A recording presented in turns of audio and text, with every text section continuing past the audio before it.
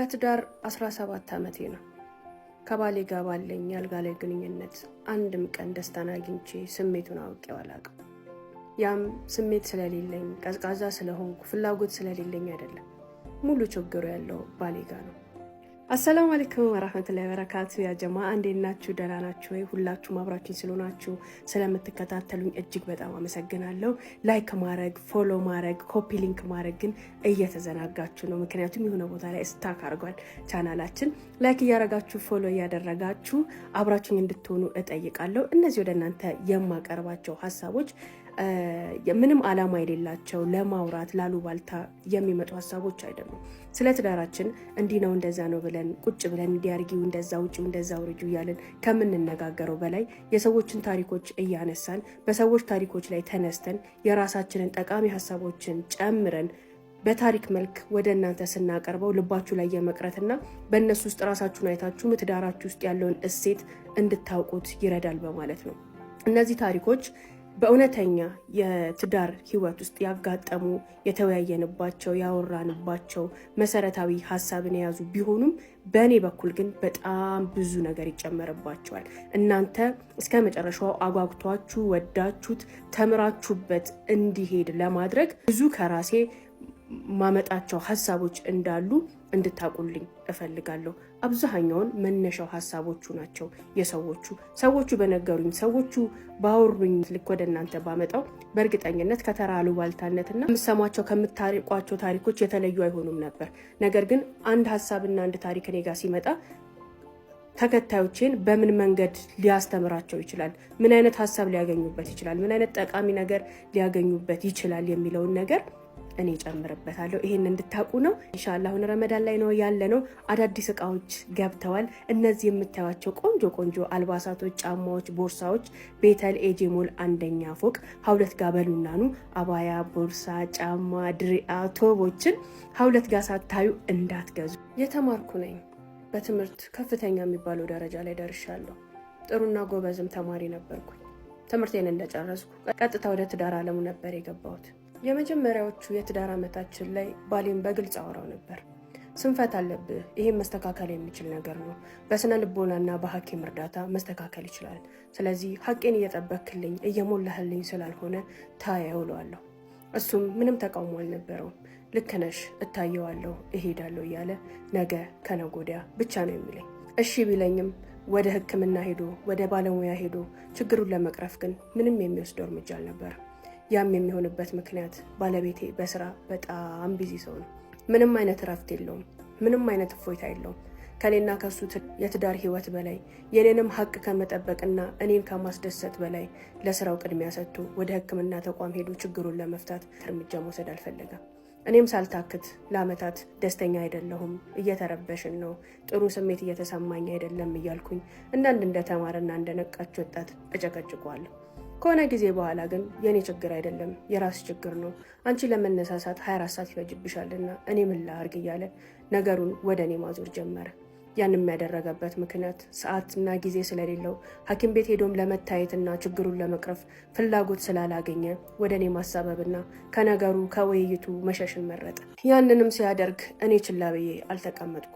ምክንያቱም ይሄ ክፍተት በህይወታችን ውስጥ ከፍተኛ ልዩነትን እንደሚያመጣ ስላወቅኩኝ እያነበብኩኝ ሐኪሞችን እያማከርኩኝ ሰውነቱንና ጤናውን በማይጎዳ መንገድ የሚሰጡ መድኃኒቶችን እሱም እየነገርኩት እሰጠው ጀመር። ለዘላቂው ግን መፍትሄ አላመጡልንም። ህይወታችን እንደዛው ቀጠለ። ሴት ልጅ ለማርገዝና ለመውለድ መደሰት ቢኖርባት ዓለም ባዶ ትሆን ነበር። ምንም አይነት ደስታ ሳይኖረኝ በህይወቴ አንድም ቀን ሳልረጋጋ ልጆች ግን ላይ በላይ መጡ። ሀውለት ህይወት ቀጠለ። ግን ምንም ትርጉም የሚሰጥ ህይወት አልነበረም። ከሆነ ጊዜ በኋላ ቀን በቀን የማስበው ስለ ፍቺ፣ ስለ መለያየት ነው። እኔ ስለ ፍቺና ስለ መለያየት ባሰብኩኝ ቁጥር የልጆቼ ቁጥርም እየጨመረ መጣ። እንደነገርኩሽ የተማርኩ ዓለሙን የማቀው ነገሩን ሁሉ በደንብ የምረዳ ሴት ብሆንም የስራን ዓለም ግን ተቀላቅዬ አላቅም። ቤቱን ጥዬ ትዳሬን ጥዬ ስለመውጣትና ስለ መለያየት ሳስብ የልጆቼ ጉዳይ የራሴ ጉዳይ ያሳስበኛል። ስራ ሰርቼ አላቅም። በምን እኖራለሁ? ልጆቼንስ በምን አኖራቸዋለሁ? በእርግጥ ቤተሰቦቼ ደህና ናቸው። እኔ ግን በጣም ከምጠላውና ከምጸየፈው ነገር ሰዎችን መጠየቅ፣ ሰዎችን ማስቸገር፣ የሰው ሸክም መሆን አልወድም። ባለቤቴ በቤት ውስጥ ምንም ሳያጎልብን ነው የሚያኖረው። ታታሪ ሰራተኛ ነው። ነገር ግን ትልቁን መሰረት ማሟላት አልቻለም። ሌላው ቀርቶ ቢዚ ከመሆኑ የተነሳ ስደውልለት ከብዙ መከራ በኋላ ነው ስልኩን የማገኘው። ከአንድም 2 ስልኮች አሉት። ለአስቸኳይ ጉዳይ ከፈለግኩት ደግሜ ደጋግሜ ሞክሬ ነው ስልኩን የማገኘው። ካነሳልኝም በኋላ እንዴት ነሽ፣ እንዴት ዋልክ ምናምን መባባል የለም። እንደ ባልና ሚስት የፈለግኩትን ጉዳይ የደወልኩበትን ምክንያት ባጭሩና በፍጥነት ተናግሬ ስልኩን መዝጋት አለብኝ። በዚህ ደረጃ ቢዚ ነው። ያም ውስጤን ምንም ደስታ አይሰጠው። ቀን ላይ እንደዛ ቢዚ ሆኖ በስልክ እንኳን ተረጋግተን ለማውራት ታይም ሳናገኝ ይውልና ማታ ቤቱ ከገባ በኋላ እስከ ሌሊቱ 6 ሰዓት ስልኩ ይጠራል፣ ያወራል። በዚህ ወጣ፣ በዚህ ገባ፣ በዚህ አውርደው፣ በዚህ ያውጣው። በቃ ቢዚ ነው። ለደቂቃ እንኳን ቁጭ ብለን ተረጋግተን እራት የምንበላበት፣ የምናወራበት፣ የምንተያይበት ታይም የለንም። እዛ ጋም ግድል ያደርገኛል። በቃ እሱ በመጣ ሰዓት ይምጣ ብዬ የምሽት ስራዬን ጨርሼ አልጋ ላይ ከገባው በኋላ ጥልቅ እንቅልፍ ውስጥ ስገባ በመሃል መጥቶ ይቀሰቅሰኛል። ተኝታለች፣ ደክሟታል የሚለውን ነገር እንኳን ከግምት አያስገባ። የኔን ስሜት የሚጎዳውና የኔን ስሜት የማያከብረው ገና ከመጀመሪያው ጀምሮ ነው ምልሽ እዚህ ጋር ነው። ቀስቅሶኝ ወደ ጉዳዩ ይገባል። የራሱን ጉዳይ ፈጽሞ ተጠቅልሎ ይተኛል። እቃ ይሆንክ ይመስለኛል። ግን ግዴታ ሀቁን መሙላት አለብኝና የሚፈልገውን አድርጌ እኔም ጠቅለል ብዬ ይተኛለሁ። ጠዋት ወደ ስራ ይሮጣል። ማታ በተለመደ ሁኔታ ይመጣል። አንዳንዴ ከዛ ጥልቅ እንቅልፌ ቀስቅሶ ከሚያበሳጨኝ ቁጭ ብዬ ለጠብቀው ብዬ እስኪተኛ ቁጭ ብዬ ጠብቀዋለሁ። ከዛስ ቁጭ ብዬ የጠበቅኩት ቀን ጥሎኝ ይተኛል። በቃ የኔን ሀቅ የማይጠብቀው ከጥሪ ጀምሮ ነው። የኔን ሀቅ የማይጠብቀው ከክብርና ከእንክብካቤ ጀምሮ ነው። ብቻ መጥፎ ሰው አይደለም፣ ክፋትም የለበትም። እኔ ግን ከዕለት ወደ ዕለት እየናኩት እየተናደድኩበት ለሱ ያለኝ ክብር እየቀነሰ መጣ። ለሱ ያለኝን ቦታ እያጣው ስመጣ ቤታችን ሰላም አጣ። ትንሹም ትልቁም ያነጫንጨናል፣ ትንሹም ትልቁም ያጣላናል። ምንም አይነት መረጋጋት፣ ምንም አይነት ሰላም ቤታችን ውስጥ የለም። የዛ ሁሉ ምክንያት ምን እንደሆነ እኔ ያውቃለሁ፣ እሱም ያውቃል። ችግሩን ለመፍታት ግን አይሞክርም። የአልጋ ላይ ግንኙነት ካልተስተካከለ አብሮነት ሊስተካከል አይችልም። መናናቅ በመሃል ይመጣል። ሚስት ባሏን ትንቃለች፣ ህይወቷን ትንቃለች፣ ቤቷን ትንቃለች። የሚናገረው ነገር ሁሉ ትርጉም አይሰጠኝም፣ አልሰማውም፣ ደስ አይለኝም። የሚናገረውን ጥሩም መጥፎም ነገር ወደ መጥፎ ወስዳለሁ። እንደዛ እያረኩኝ እንደሆነ ቢታወቀኝም ምንም አይመስለኝም። 17 ዓመታትን ኖርን። ሁሌም የማስበው ስለ ፍቺ፣ ስለ መለያየት ብቻ ነበር። መቼ ነው የምለያየው? መቼ ነው የምፋታው? መቼ ነው ከዚህ ህይወት መውጣው? በቃ ሀሳቤ ፍቺና ፍቺ ላይ ብቻ በሆነበት ሰዓት ህይወታችን ውስጥ አንድ ከባድ ነገር ተከሰተ። ባለቤቴ በምን ይሁን በምን በማላቅበት ሁኔታ ሙሉ ስራው ባን ተደረገበት። እጁ ላይ ቤሳቤስቲን እስካይቀር ድረስ ባዶ ሆነ። ምን እንደተፈጠረ እስካሁንም አላቅም፣ ያኔም አላቅም ነበር። ባላሰብኩት ሰዓትና ባላሰብኩት አጋጣሚ የቤት ሰው ሆኖ አገኘሁት። በጣም ግራ ገባኝ። ባለቤቴ የቤት ሰው ሲሆን ከ17 ዓመት በኋላ እቤት ውስጥ ሳገኘው፣ ከ17 ዓመት በኋላ ስልኩ ለ24 ሰዓት መጮህ ሲያቆም፣ ከ17 ዓመት በኋላ ቤታችን፣ ህይወታችን፣ ኑሯችን ሲጎል ታየኝ። ኢኮኖሚካሊ እንደላቁ ነው የሚያኖረን።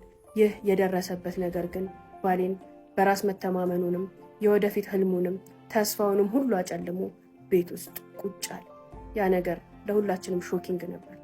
ያ ንቀው እናደድበት ከዚህ ህይወት ልውጣ እያልኩኝ ሳስብ የነበርኩት እኔ ዛሬ ደግሞ ባሌን እንዴት ቀጥ አድርጌ ላቁመው፣ ከዚህ ከገባበት ችግር እንዴት አድርጌ ላውጣው እያልኩኝ መጨነቅ ጀመርኩ። የገባበት ችግር የመጣብን በላ ግን ቀላል አልነበረም። የትምህርት ቤቱን፣ የልጆቹን፣ ቅንጦቱን ምኑን ተውት። ኖርማል የምንበላው የምንጠጣው እስክናጣ ድረስ ፈተና ውስጥ ገባል። ለ17 ዓመት አውርተን ተነጋግረን ተቀራርበን የማናውቀው እሱ ዛሬ ቤት ሲውልና አብረን አንድ ላይ መሆን ስንጀምር ከምን መጀመር ከምን መነሳት እንዳለብን እንኳን ግራ ተጋባል። እኔም በምን ቋንቋ ባናገረው፣ በምን ቋንቋ ብቀርበው፣ እንዴት አድርጌ አጠገቡ ብቆም አበረታዋለሁ፣ እንዲነሳ አደርገዋለሁ፣ ከተስፋ መቁረጥ ውስጥ አወጣዋለሁ፣ ከብስጭቱ አድነዋለሁ ብዬ ለማሰብ ባሌን አላውቀውምና ግራ ተጋባሁኝ። ህይወቴ ውጥንቅጥ ወጣ። ምን ነው ወስኜ በነበር፣ ምን ነው ፈትቼው በነበር፣ እዚህ ስቃ ውስጥ ከምገባ መጀመሪያውኑ ፍቺ ነበር ፍላጎቴ። ያንን አድርጌ ብቻዬን ብሰቃይ ይሻለኝ ነበር እስክል ድረስ በሱና በደረሰበት ነገር ሌላ ስቃይ ውስጥ ገባ። ከፍቅረኛ ጋር 7 ዓመት ሆኖናል እና አብረን መኖር ከጀመርን ደግሞ 3 ዓመት ሆኖናል። አልተጋባንም፣ ግን አንድ ላይ ነው የምንኖረው። ከሴቶች ጋር በጣም እንደሚሆን አውቃለሁ። ከተለያዩ ሴቶች ጋር ይሆናል። ሲፈልግም ደግሞ ውጭ አድሮ እንደፈለገ ሆኖ ቆይቶ ይመጣል። ከኔ ጋር ግንኙነት ካደረግን በጣም ቆይተናል። እሱ ውጭ ጣጣውን ጨርሶ ስለሚመጣ እኔን ነክቶኝም አያውቅም። እና አንዳንድ ጊዜም መንገድ ላይ ሴት አቅፎ እየሄደ እያየሁትኝ ምንም እንደማይተዋወቅ ሰው አይቶኝ ገላምጦኝ አቅፎ በአጠገቤ ሴት አቅፎ ያልፋል። እና ይህንን ሁሉ ነገር ችዬ አብሬው ተቀምጫለሁኝ። ቤት ውስጥ እንደ ፍቅረኛ እንደ ሚስት አያየኝም። የታጠበ ልብስና ምግብ ሲፈልግ ነው እኔን ራሱ የሚያናግረኝ። እና ይህንን ሁሉ ችዬ ባለበት በአሁኑ ሰዓት ምን ተፈጠረ? አንድ ቀን ሌሊት ላይ በጣም እየጮኸ ከእንቅልፉ ተነሳ፣ እኔንም ቀሰቀሰኝ እና እታች እቃው ላይ እያሳከከው ነበረ። በጣም ውሃው የቆጣጠረ ነገር ወጥቶበት ነበረ እና በጣም ነበር የሚጮኸው፣ በጣም ነበር የሚያሳክከው። በጣም ከአቅሙ በላይ ሲሆን እኔም መኪና ጠርቼ ወደ ሐኪም ቤት ወሰድኩት። የሚቀባ ነገር ሰጡት፣ ምንም ለውጥ አላገኘም ነበረ። ከዛ በኋላ በዛ ሁኔታ ላይ የተወሰነ ተቀመጥን፣ የተወሰነ ቀናቶች ማለት ነው። እና 2 ቀን ሌሊት ላይ አስገድዶ ግንኙነት ለማድረግ ፈለገ። እኔም ደግሞ አልፈልግም አልኩት። የሚተላለፍ ነገር ከሆነ ብዬ ፈርቼ አልፈልግም አላደርግም አልኩት። ሰውም ደግሞ የባህል ሕክምና ሂድ ብሎ እያለው ነበረ። ከዛ በኋላ እኔ ነገሮቹ በጣም ከአቅሜ በላይ ሲሆኑብኝ ተነስቼ ጥዬው ወጣሁኝ እና ትቼው ወጣሁኝ።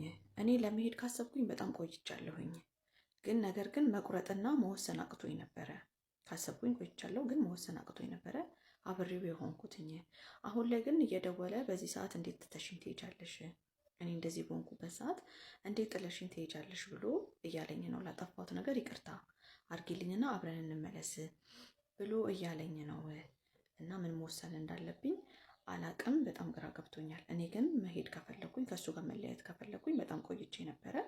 በዚህ አጋጣሚ ደግሞ ይህንን ነገር ማድረግ ስለማልችል የሚተላለፍ ከሆነ እንዲተላለፍብኝም ስለማልፈልግ ትቼው ሄጃለሁኝ እና ምን ታማክሩኛላችሁ እያለች ነው ማለት ነው። እና ሊያክብሽ እኮ ነው፣ ሊያክብሽ ነው። በቃ አሳክከው ሊያክብሽ ነው እንጂ እስከ ዛሬ ድረስ እንግዲህ ትቶሽ ነገሮችሽን ሁሉ አንቺ እንደዛ ተሰቃይተሽ እንኳን ከሴት ጋር እንኳን ሴት አቅፎ ሲያልፍ ፍቅረኛሽ ወይ ባልሽ ማየት ማለት ቀላል ነገር አይደለም። ያንን ሁሉ መስዋዕትነት አስከፍሎሽ ዛሬ ላይ ትተሽ ሄድሽ። ሰራተኛ ስለሚያፈር ነው። ባያሳክከው ወይ ሽፎ ባይልበት ኖሮ ለሰራተኛ ከፍቶ ለማሳየት አያፍርም ነበር። ግን አሁን ሰራተኛ ቀጥሮ እንዳያሳይ ሼም ስለሚይዘው፣ አንቺ ግን ስለምታውቂው ቦታውንም ምኑንም እዛ አካባቢ ያለውን ስለምታውቂ መድኃኒት የባህል መድኃኒት ስታዘዝለት እንድትቀቢው እንድታጸጅለት ምናምን ሲያሳክከውም ሊያክብሽ ነው እንጂ ሌላ ምንም አይነት ፈልጎ አይደለም። እና ከእንደዚህ አይነት ሰው ህይወትሽን ነው ማራቅ ያለብሽ። በቃ ወስነሻል፣ ወተሻል፣ ወስኜ ውሳኔ ሰው ሁኚ፣ አቶላዊ። ምክንያቱም ከዚህ በኋላ ደግሞ ኬድሽ ህይወትሽን ሲወር ነው የሚያደርግልሽ። ኮመንት አስቀምጡላት፣ ፎሎ እያደረጋችሁ ረጅም ስለሆነ ነው። እሺ